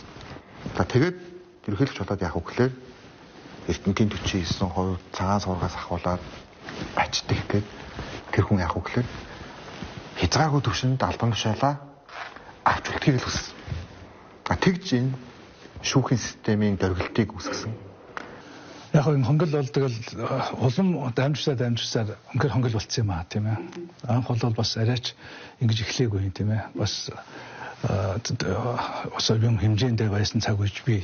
Гэхдээ бол аажмаар бол үнээр тодорхой эдийн засгийн бүлэглэлүүд одоо засгийн эрхийг авах хамгийн гол хэрэгслээ бол энэ хууль хяналтын байгууллагуудыг болгоод нэг сүүлдээ энэ бүр төгөлдржөөд одоо төгс хэлбэрээр бүр хонглын хэмжээнд очиод ер нь юу ч тийм ээ ирээцээргүй тийм ээ ямар ч одоо алхмыг хийхэд бэлэн үнэхээр одоо хуулийн гэж хэлэхээсээ дээрмийн ийм одоо дэмжний ийм тогтолцоо бол яг бүрэлдсэн л дээ. Тэгээд энийг одоо хизээ яаж бүрмөсөн одоо устгаж ард нь гарах энэ бол бас Монголын ард түмний бас насцсан хувьсгалтай дүүх хэмжээний том тэмцэл. Яг тэр одоо ингээд нөгөө хонглын шүүх гэдэр гэж яриад байгаа зүйл маш энгийнээр орчилтол юу ч хэлсэн заа гэдэг. Тийм ээ? Тэр хүнд ёс суртахуугаар үнэнч байх. Ruthless loyalty гэж хэлдэг нэг дараг даалгавар өгсөн л бол шууд биелүүлдэг байх. Эндээ шидэт тахур барьсан шиг. Ийм л зүйл. Энэний шидэт тахуурын илэрхийлэл бол юу вэ гэхээр Чингис Хатан дарж хоёрын хэрэг. Зориг шүүгч өөрөө надад энийг хэлжсэн. Би ерхий шүүгчээр хэлж штэ тий. Тийм зориг шүүгч. Илбэг дарж ерхийлэгч Чингис Хатан даржаагийн одоо энэ асуудлыг заавал хаа гэд. За тэгээд ийм даалгавар өгөөд энэ олон зүйл болж ирсэн. Надад яриад нийгэмд ярьж чадахгүй байгаа шүү дээ. Энэ дээр би одоо дахиад хэлэхэд зориг шүүгч надад ярьж яснаа. Одоо ингээд нийгэмд ярьчмаар. Яг тэгэхээр уцтаж дарамтлаад заавал энийг одоо цохих гэсэн хэлбэг төрч ирэх гэж. Эрдэнэт хорц хоёрт бас ийм дарамт ирж ирсэн үү? Гэрчнэр бүгд ингээд ерөөхдөө ярьчихж байгаа учраас би яриаггүй үлдсэн гэрчнэрт одоо зам гаргаж өгöd нь шүү дээ. Зам гаргаж өгöd байна. Тэрний үг гэхээр надад ирсэн юм чинь. Надад ирсэн ч одоо нийгэмд яриа. Ярих нь зөвөө. Яг л тэргүй үнэн ялнаа. Тий. Илбэг дөржсаа битгий гэж би хэлээд байгаа тэр. Ерхий шүүгч ер нь шүүх хурлыг өдөртдөггүй. Тийм биз? Тий. Уцтаад байсан учраас арга буюу зориг шүүгч орж тэр хэргийг цохид дуусгасан. Цохиж дуусгасан. Гэхдээ яг шүүх хөл мэдээж одоо прокурор мөрдөх байгууллагын л одоо өгсөн санал дээр одоо үндэслэж цогцоо. Гэхдээ энэ юу вэ гэхээр утсан шүүх айл одоо ажил нь л үнэн. Энийг телефон justice гэж нэрлэдэг. Утсаар шударга хэсэг тогтоох.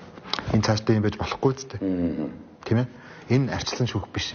Нэг хүнээс хамаарал. Нэг хүнээс хамааралтайгаар хүн утсаар энийг ялал энийг бол гэж шүүхэд нөлөөлж томилсон шүүгчнэрээр дамжуулж нөлөөлж байгаа хэлбэр гэсэн. За тийм учраас би зүгээр ерхий шүүгч асан зоригийг арчлын төлөө шүүгцэлийн төлөө үнэ хэлээч гэж бас чулууг хэлхийг хүсэж байна. Хэлэх бах. Надад ярьжсэн зүйлээ зүгээр л ярьчаач.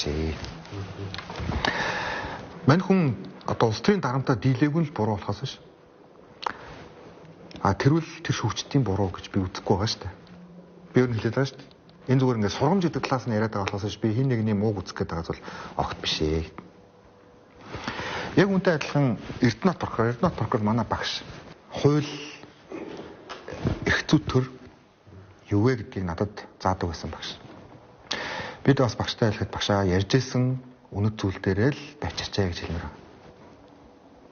Төрийн нууц гэдэг прокурор хэн чадаагүй гэдэг үнэ хэлчих. Надад ярьжсэн л хэлчих. Прокурорт хяналтгүй явцсан. Прокурорт хянагдаагүй. Прокурор хянаагүй учраас энэ бол одоо хянагдаагүй хэрэг гэсэн үг. Чи мэдсэн үнийг одоо?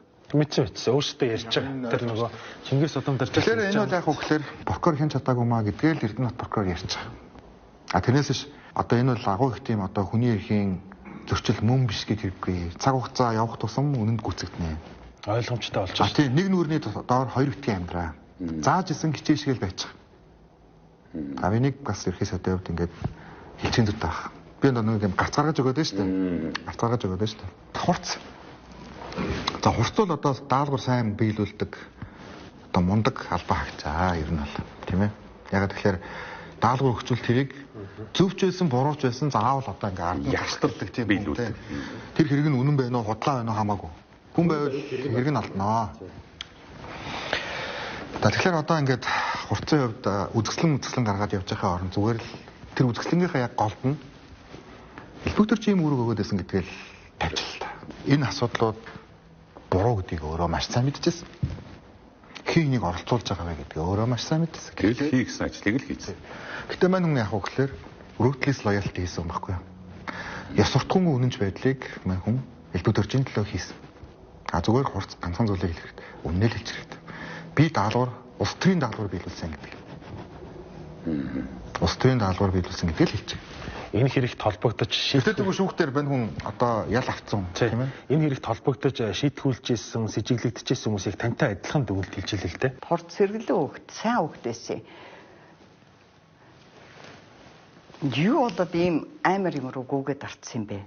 Би сайн урд. Хүнийг шунал алдаг байхгүй юу? Шуналыг хүн дарах хэрэгтэй байдаг байхгүй юу? Дарахгүй бол тэрний боол болоод юу ч хийж магадгүй болж штэ. Тэр элбэг дөржийг ерөнхийлөгч байх хурцыг тагнуулын албаны дарга багт яг энэ ажиллагааг би чинь хараад өөрөө дундуур нь яваад тэгээд тэр шүүх хурлуудаар явхад ердөөсө 37 оны хэлмэгт яг л явагдсан. Зүгээр ялгаа нь одоо цаазаар авдгүй юм байна. Ердөө л тийм юм. Одоо нөгөө элбэг дөрж ерөнхийлөгч маань би Монголын хууль дуудвал алдарт үгүй шүү дээ. Бодлоо туслаад зангаагаа зүгээд гэжээс нь одоо болохоор завгүй жоохон би хичээл мичээлтэй байна. Хүмүүс ингээд томилчингуудаа мань хүн би бол Монголын эрх зүйн хуулийг дээдэлдэг. Тийм учраас Монголын хууль дуудвал одоо зангаагаа зүгээд готлаан туслаад очих хэвээр. Хэрвээ очихгүй бол хууль өөрөө очт юм аа гэдэг. Одоо нөгөө энх хоёр дарга дээр хэлсэн үгээ хэлсэн шүү. Хэлжсэн зүйл. Гэтэ яг юм ингээд өөрчлөгддөг. Хууль дуудсан бол зангаагаа засаад гутлаан өмсөд босох ёстой. Ир гисэн газар нь очих ёстой. Хууль руу очихгүй бол хууль өөрлөв чинь ирдэг байхгүй юу? Тийм байгаач юм ингээд өөрчлөгддөг. Энэ бол өөрөө одоо цаг хугацаа өөрөө ингээд шүүдэг гэсэн. Тийм учраас одоо хурцыг шалгуулах ёстой. Тэгсэн завгүй одоо бол завгүй байна гэдэг чинь. Тэг завгүй л байгаа гэдэг.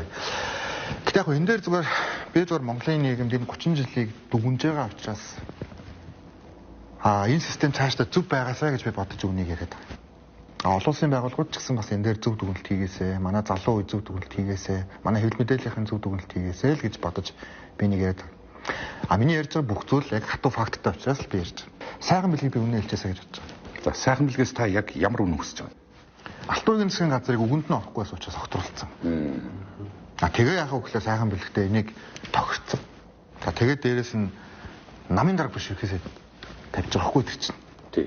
Албаар сул байлах гэдэг шүү дээ. Сул ерхийсэд яадгийн. Дахиад үгэнд орохгүй бол хөдөлгөөний үгэнд орохгүй бол болохгүй шүү дээ. Тэгээ яах юм? Сайхан бэлэгт хийх 2-3 нь даалгавар байсан байхгүй. Нэг нь эрдэнтийн төчөөс. Энийг зарлуул сонгуул ялагдана гэдгийг мэдчихсэн. Энэнийг зарлуул сонгуул ялагдана гэдгийг мэдчихсэн. Гэхдээ энэ дарамтыг дийлэхгүй хийсэн л байхгүй. Дубангэрч бас адилхан. Дубангэр адилхан. Ясвартгүйн үнэнч байдлыг дагна гэдэг үл юм осолтой байхгүй. Сайхан бэлэг үгүй л гэж хэлэх хэрэгтэй байхгүй.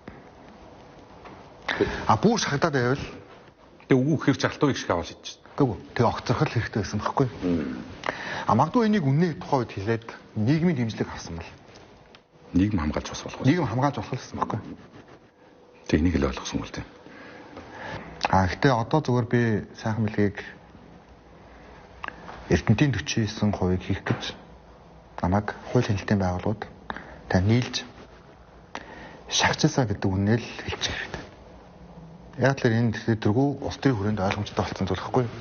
Та нийгмийн дүгнэлтэнд энэ хүмүүсийг одоо хувь нэмрээ оруулж үннийг илчлэхэд. Үгүй харин арчил хайртай бол одоо ярих цаг байхгүй. Тэгээ өөрсдөө ч гэсэн аврах хэрэгтэй шнэ.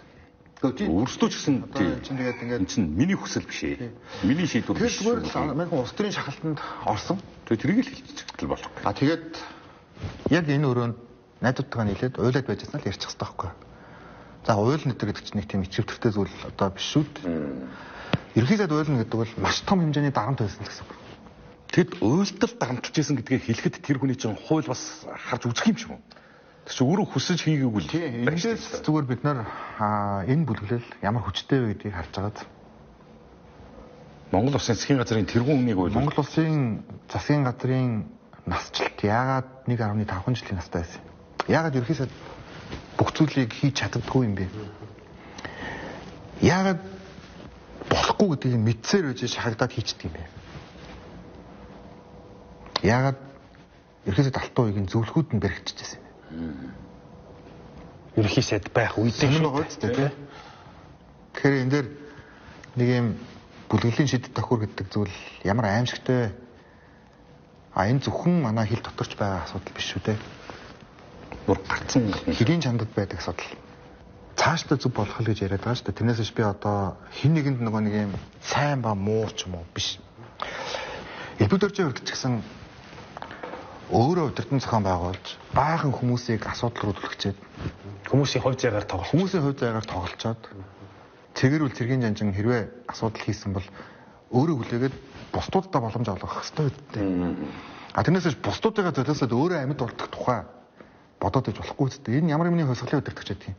Тэгэхээр яг мань хүнд одоо хэдхэн ийм одоо гарцууд үлдсэн. Тэрний үл юу вэ гэхээр олон улсад битгдлэх. Олон улсын том сэдвүүдэд зууралдаж өөрийгөө аврах. За хоёрдугаарт нь маазруулж аврах. Ярьж байгаа сэдв болгоныг ерөөсөө тайм тулгайж. Зоргийн хэрэг яриад байхад оюурд нь бол данхан толгойтой гялгар хамартай л гэдэг шүү дээ. Зоргийн хэрэг илэрхэн чухал, оюурд нь данхан толгойтой гялгар хамартай байх нь чухал. Юу вэ гэхээр энэ бол ингээд олон нийтийг илүү тийм тэр зүйлрүүл хандуулах гэдэг юм шүү. Одоо ингээд одоо юу хүлээж байгаа ерөөсөө сонгуулиар олон нийт хурагчаасаа илээ. Миний ингээд оруулж ирж байгаа одоо систем хүчний хувьд энийг зогсоох хэмжээнд одоо ийм одоо хүчний харьцаатай болоосоо билээ л гэж бодож байгаа. Одоо хатвах хэвээр. Элбэг дөрчтэй холбоотой нэг ч хүнийг битгий сонгох. Нэг ч хүнийг. Энэ бол өөрөө арчсан намыг аварна. Арчсан нам гэхдээ ингэж бодож байгаа юм уу? Бодлого яг энэ ойлгомжтой байгаа шүү дээ. Сая одоо жишээлбэл арчсан намын нэр дэвшилт чагсаалт энэ маш ойлгомжтой. Ийм чагсаалт хийн гэдгээ би үндсэн хууль батлагдсан өдрөл зарласан. Ингэнэтийг бүгдээрээ мэдчихсэн. Яагаад хийж чадаагүй? Яг сайхан билэгтэй адилхан байхгүй. Сайхан билэг 49-ийг сонгуулийн өмнө шийдвэл ялгадна гэдгээ мэдчихсэн. Гэтэл тэр бүлэглэлтэй үгүй гэж хэлж чадаагүй. Одоо ч гэсэн арчсан нам ийм нэр дэвшилт хийвэл муухай харагдана гэдгээ мэдчихсэн. Гэтэл мэдээгүй шуган мэдэн шүү дээ. Хинч ойлгох юм. Хинч мэднэ. Гэтэл ямар тийм хүчтэй төвшөнд одоо энэ бүлэглэл ингэж нэг юм хуулц мэт эдис бүхэнд нь шингэсэн байна вэ? Яагаад арчсан нам шинжлэхдэггүй байна вэ? Тийм ч учраас элбэг дөрж одоо манай намыг хоёр хуваажсан. Энгийн шалтгаан ерөөсөө л рейтинг нь хүндэрсэн учраас хуваагдаж одоо нэр дэвшилт хийж гараад энэ зүйлүүдээ хийх. Тийм л зорилго байсан. Ингээ бодволтой тохирсон. Гэхдээ тэрнээс болоод дунд нь Алтан үеийг золиослогдсон. Алтан үеийн засгийн газар унснаас олж Монголын нийгэм эдийн засгийн хувьд 12 жилийг алдсан. Энэ бүлэглээс олж. Одоо Монголын ард түмэн элбэг дөржөөс алдагдсан 12 жилийг хэмжлэх ёстой. Хэрвээ тухайн үед шүүхэд нөлөөлж манай нөгөө л зориг ах маань шүү дээ. Хууль бусаар тийм ээ өөрөө ялахын тулд улс төрийн системийг хоёр хуваацсан энэ зүйл болоогүй байсан бол 2012 онд хөрөнгө оруулалт эдийн засаг 17% явж явах зүйл 12 жил үргэлжилсэн бол Хөгжлийн банкны зээл тавигдаж Чингис Самурад энэ самгээд бондууд фракцийн бүлгэлд хуваагдаагүй байсан бол энэ бүхний дараа эдийн засгийн ил тод байдлын тухай хуулийг хийгээгүй байсан бол Эрдэнэтийн 49% ловер яваагүй байсан бол оюутлын Дубайн гэрээ явж 2.3 тэрбум ам долларын өрөнд ороогүй байсан бол Монголд ямар боломж байх байсан бэ? Үүнийг алдагдсан боломжийг өртөг гэж нэрлэж байна. Тийм учраас бид нар үүнийг зүгээр уучлж болохгүй байхгүй. Энэ асуудлыг бүр мартаж болохгүй. Яг тэрийг дахиад автагдана гэсэн үг. Хохирол нь амар л даа чинь. Өр нөлөөлөл буюу дам хохирол нийгэмд үнэхээр эдийн засаг талаасаа, улс төрийн соёл талаасаа. За тэгээд дээрэс нь эрүүл засаглалт хүртлийн чинь арчсан намд хүртэл яаж нөлөөлж байгаа? Одоо институцийн хувьд арчсан нам маш хүнд байдал тийм шүү дээ. Сайн үндсэн хуультай холбоотой асуудлаар бид нар зөвшөлтцдөг нь улс төрийн намуудад илүү боломж олгох гэж хувь тэнцвүүлж байгаа шүү дээ. Энэ ардын намд хамгийн хохиролтой хувилбар. Ардын намд хамгийн хохиролтой хувилбар. Гэхдээ энэ ингэж нэг юм олонлог оролцогчтой болгохын тулд жагсаалтаар дамжуулж одоо нийгмийн мэрэгчлэлтэнүүдийг оруулж ирэхин тулд сегментүүдийн төлөөлөл энэ ингэж дуу хоолойг эдис бүхэн төрөл биднээс хол биш. Энэ бол миний төлөөллийн байгууллага гэж хардаг болгохын тулд парламентын гишүүн гэдэг үл эрх мэдэл биш. Парламентын гишүүн гэдэг үл нийтийн эрх ашигын төлөө үйлчилж байгаа төлөөлөл гэдгийг ойлгуулахын тулд энэ зүйл хийгдэж байгаа шүү дээ.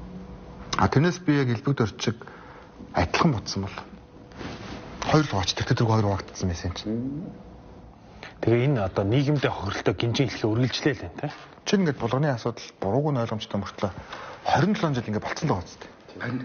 Одоо ингээд 40-тэй байсан залуу эмэгтэй тий. Одоо ингээд бүтэн даал шахаж байгаа гэдэг чинь тэгээ одоо л анх удаа ингээд олон нийтийн өмнө өөрийгөө нээж ярьж байгаа гэдэг чинь энэ систем тоглоом шиг харуулж байгаа. Энэ өнөөдөр булган дээр болж байгаа зүйл өнөөдөр чимээс хатамжаас жаагаар болж байгаа зүйл өнөөдөр маргааш тань дээр таны ойр дотны хүмүүс дээр болж болох эрсдэл баг. Монгол хүн бүрт толгойч болох эрсдэл өсөж шít. Би анх 98 оноос хойш цагдаа сэргийлэх энэ ажлын хэсэг бүгдээрэнд нь итгэж явсан. За нэг илрүүлч нах, хийч нах гэж дандаа бодож явдаг байсан. Одоо бол би итгэл алдсан. Тэр 15 оноос хойш энэ хэргийг хай гэдэг юм байгаад байна. Хэн дээр ч хамаагүй тохоод тэ 10 сарын 2-ны үр дагавар одоо хүртэл надтай. Тэр хизээч арилахгүй. Тэр надтай цуг явна. Тэ арчсан тогтолцоонд шилжсэн сүүлийн 30 жилийн хамгийн арчилсан бус хүний эрхийн маш ноцтой туйлын аимшигтай хэрэгүүлэн зориг хэрэг мөн. ДНК-ийн асуудал яригддаг шүү дээ. Цагдаагийн ерхий газраас сарын өмнө мэдээлэл хийсэн. Тэр нэрээс одоо юу болоод вэ? Чимгээ хідэн хүний үс гэдэг. Тэр чинь бараг 8-9 үс гарсан мэт юм л. Ягаад гэвэл цагдаагийн ерхий газраас тухайд хэвлэлийн бахурал хийсэн.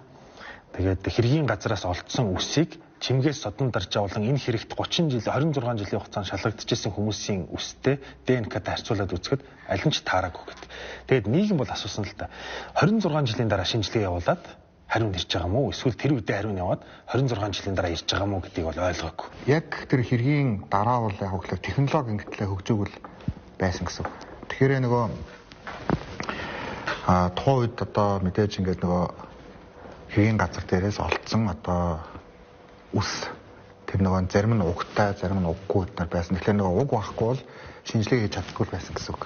Тэгэхээр яг энэ дээр л одоо Америк нэгдсэн улсын олон улсад түлэн зөвшөөрсөн юм том одоо шинжилгээний газруудтай л ерөөхдөө манай цагдаагийн ерхий газар л их сайн ажилласан гэсэн үг гэрнэ.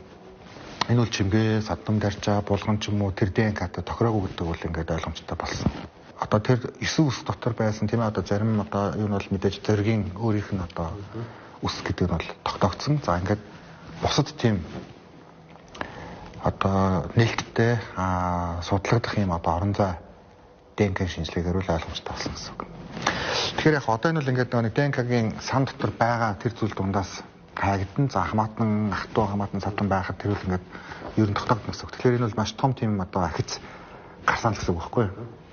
Тэгэхээр яг энэ бол ингээд цаашаагаа нөө ДНК-гийн сан одоо ихсээд ах тусам энэ бол ингээд ер нь бол олдно л гэсэн үг. Тэгэхээр 2015 16 онд чимгээ содом даржаа нарт ял өгч байхдаа ДНК-гийн шинжилгээ хийгээгүй гэсэн үг шүү дээ тийм үү? Ер нь бол ингээд чимгээгийн асуудал бол Амгаланбаатар гэж одоо хүний ганцхан мэдлэгээр л үндэслсэн зүйл шүү дээ ер нь. Өөр факт задах юм байхгүй. Энийг одоо хуулийн бүгдээр мэддэг зүйл. Зүгээр яг энэ чинээс нэг зүйл харагдаж байгаа. Яагаад энэ хэргийг элбэгдэрч ерхийлэгч шүүхт нөлөөлж хуулийн хэлтийн байгууллагуудад нөлөөлж хаах гэж оролдов. Тэгж улаарав гэдэг өөрөө хамгийн том факт. Хамгийн сайн найз нь мөн л бол уг нь илрүүлэх гэж улаармаар юм. Найзч байгааг л дээ. Элбэгдэр зориг хоёр хизээч найз байгаагүй хон чон шиг би энэ үзэж чаддгүйсэн. Энийг бол би баталгаатай гэрчлэн тэр үеийн бүх хүмүүс гэрчлэн. За яагаад тэгэхээр 90 оны арсан өвсгийг нэрлээд байгаа одоо юуг нэрлэх нь хамаагүй. Тэгэхээр тэрийг гол санаачилсан философч нь ерөнхийдөө тэрний гоц гаргалгаа хийжсэн үнэн бол зориг. Тэнгуут удахгүй нөгөө элбэгдэрж маань энэ тэнд аваарцсан хүмүүстэр очиод пофрод микрофон шүүрч аваад хурдан гарчдаг тэр нохоо залиараа нэг мэдсэн чинь зориг хажуугаар орж ирээд арчсан хөвсгөд холбоо гэдээ явцсан. Анхны байгуулсан зориг. Үдэл санааны өрсөлдөгч нар байсан. Элбэгдэрж гэдэг хүний хувьд бол арчлыг ганцаараа өмчлөхийг л хүссэн. Арчил гэдэг бол дөрж. Арчлал гэдэг бол миний хийсэн зүйл. Арчлал гэдэг бол миний эргэн тойронд байдаг төрийн бусал байгууллага. Арчлал гэдэг бол миний л гаргаж ирсэн хүмүүс. Тийм учраас энэ дээр зөрөгт угаасаа яг энэ үдэл санаанаас олж тийм одоо дуртай байгаа. Энийг авах тэгээд миний бодлоор арчил намын тухайн үеийн арчлал хувьсгалд оролцож байсан хүмүүс бүгд тэргээл мэддэг. Зүгээр ярьдгүй л гэсэн шин. Энэ арчлал холбоон дотор бас их авчигддаг байгаа байхгүй. Бас нэг үний чинь нийгэм дотор ч нэгэн цайлаад байгаа хүмүүс үлдэж байгаа хэсэг нь буруу үсттэй тий. Тэгэл зоригийн чинь дэлхийд даяар Монголын арчлал хувьсгалын өдөртөгч гэл барууны бүх сарны Япон ганцхан зоригийн нэрлэгээр л яваад байгаа байхгүй. Арчлал хувьсгалын лидер гэл. Тэгээ тэрэнд нь одоо орсдог юм уу яадаг. Тамаа жаргагүй ихэнд зэрэг арчлал холбооныхоо юунаас татгалзаад ерөнхий зохицуулагчдаас татгалзаад тусдаа нам байгуулж явсан шүү дээ. Яг л бүгд зүгээс зэрэг дургүй баг. Өөр 90 оноос эхлээд та замтан саад болоод байгаа зориг байсан юм ааш. Одоо арчлал өдөртөгчин зориг гэл гадаадд нэр мандаал гэж боддог. Илбүүдэрж байхгүй. Миний амин найзыг бас тэр хэлсэн шүү дээ. Тийм байхгүй. Тэгээ ягаад 91 онд арчлал холбооноос гараад арчлал холбооны дарга нэлбэгдэрч болсон шүү дээ. Зориглондээс ягаад гэж харагдаад гарсан. Түүхэнд нэлбэгдэрчтэй хуваалцаж тэр авторыг авах гээд ядаргаа болоод ахгүй юу? Одоо хамгийн ойрхон болчихгүй. За тэгээд зориг бол яг гэхээр ордны цонхоор шийддэг байсан арх уудаг хүн. Хөшөөнч энд байх ёстой биш. Буруудч нь харуулад зориг сангийн хажууд аваад тавьчихъя гэлээ шүү дээ. Юу гэж энэ бол түүхээс холдуулах гэж байгаа. Батүл бол одоо тэгээд ингээд нэг тийм тэ одоо энэ зэргийн иргэмэгтэй ороотолцсон байж магадгүй гэсэн нэг эргэлзээнд авч шээ. Одоо бас ингээд холбоотой байсан байж магадгүй гэдэг. Ийм одоо зохиомл PR хийсэн. Хуулийн алтайхантай Батүлээ чи баярлах ёстой шүү зэргийн иргийг хаагдсан. Санаж байна. Хэн нэгнийг хэлмэгдүүл ямар ч зорилго байхгүй. Энэ хуулийн хэлтийн байгуул эдний ажил бол Батүл талархаж явах хэрэгтэй. Монголчууд талархаж явах хэрэгтэй. Аюултай том факт. Нөгөө талаар зэргийн хэрэг болж байгаа үед хэлбэгдэрч ерхийлэгч ууланд буу үрээд чон үлээд байна гэдээ алхаа явуулсан юм. Тэгээ хүрээд ирсэн чинь зориг алгадчихжээ. Яна. Сонд давцал шүү. Би ч их тэнгэрт амьдарчлаа л да. Тэгээл бидгүй их тэнгэрт чон үлээд байхыг би л мэдгүй. Энэ уйлсан ч одоо уйлсан ч одоо буу үрээд тэгээ дээшээ алхаа яваад байна гэдэг одоо мэдхгүй зүгээр мэдхгүй юм. Гэтэ би факт л ярьж. Тэгэхээр энэ бол маш ойлгомжтой асуудал. 10 сарын 2-ыг зүгээр үйл явдлын дараалалаар харуулахгүй байхыг л хүссэн. 3 сарын 8-нд би Чимгээтэй уулзаад 3 сарын 10-наас эхлээд одоо тийм зорилттой тийм одоо том засгийн газрын эсрэг, ерхий сайдын эсрэг акцууд явсан. За тэд нар ковидээр хамгийн их вакцины эсрэг байсан. Одоо эргээд бодоорой. Тэд нар бүгдээрээ нөв наадам гэсэн нөв вар гэж хөдөлгөөн гарч ирсэн. За тэгээд тэд нар Орос Украины дайн дээр тэнд очиж наалдах нь хамгийн чухал гэж бүгдээрээ ботсон. За одоо ч гэсэн жишээл ингээд нийгэмд яригадаад байгаа зүйл зоргийн хэргийг хамгийн их мартаач гэсэн. Тийм ээ. Ирээдүгэл яриач гэсэн. Энэ их тийм олон хүн биш ээ. Энэ ерөөсөө ингээд нэг юм 100 хүрэхгүй. Одоо нэг зүгээр л нэм Facebook айгууд байгаа. Маш ойлгомжтой зүйл. Бусд нь энэ хэрэг бодтоор ил болосоо гэж бодож байгаа. Энэ хэрэг бол авилгын том зангилаа байсан. Хэрвээ энэ хэрэг гараагүй бол Монгол ус арай илүү өөр замаар явах байсан үгүй, өмч өвчлөл ингэж явах байсан үгүй юу? Газрын наймаа ингэж явах байсан үгүй юу? Ашигтмалтуул ингэж итгэн гэр бүлд очих байсан үгүй юу? Тэ? Бүлгэлийн захиалгаар улсын их хурлын тамга дардаг ийм зүгээр нэг тийм одоо төрийн эрх дээд байгууллага маань зүгээр хин нэгний захиалгыг хангадаг ийм кнопчд болчих байсан үгүй юу? Ийм их тэгш бас байдал үүсэх байсан үгүй юу? Ингэж бид нар төгжрөх байсан үгүй юу? Хамгийн аимшигт нь боломжийг л өстой үнэхээр дуусгасан байгаа юм тий. Чимгээс удам дарчаа болон бусад хүмүүсийн одоо эрүү шүүлтэнд өртсөн энэ асуудал төр засгийн газрын зүгээс ч юм уу төрийн зүгээс одоо цаашдаа ямар одоо байр суурь баримтлах бол ямар арга хэмжээ авах бол засгийн газар дээр конц гарсан байгаа. Бид нар үүнийг олон улсын байгууллагуудад хандж байгаа. Одоо манай хүний эрхийн байгууллага чинь өөрийнхөө хүний эрхийг хамгаалж чадахгүй, хангаж чадахгүй. Хүний эрхийн байгууллагууд энэ дээр ажиллаж байгаа. Гэхдээ яг хүний эрхийн байгууллагууд дээр би яагаад олон улсын түвшинд хандах нь зүйтэй вэ гэж үзсэн бэ гэхээр ийм зүйлийг мэдсээр байж хүний эрхийн байгууллагууд дугаа өнгөрсөн учраас би үүнийг эсвэлтэл гэж үзэж байгаа. Цаашдаа гарахгүй байх эрх зүйн цогц шинжилгээг хийх ёстой. За эрх зүйн цогц шинжилгээс гадна нийгмийн ойлголтын цогц шинжилгээ хэрэгтэй учраас би үүнийг дахин яриад байгаа юм. Энэ асуудал маш том сургамж болж л үлдэх. Энд их сургуулиудын одоо кейс стади болох. Энэ асуудал дээр одоо ингээд оролцогч байсан хүмүүс хариуцлага хүлээх. Нийгэм үүнийг заах байх. гэж орхивол дахиад л ийм асуудал гарна. Тэр нийгэм эрүүдний шүүлтийг үлдэвчих сэтгэл зүйтэй байх хэрэгтэй. За одоо ч гэсэн би бас энэ улс төрийн намын намуудын бас сонгуул болж байна. Би дахиад хэлэхэд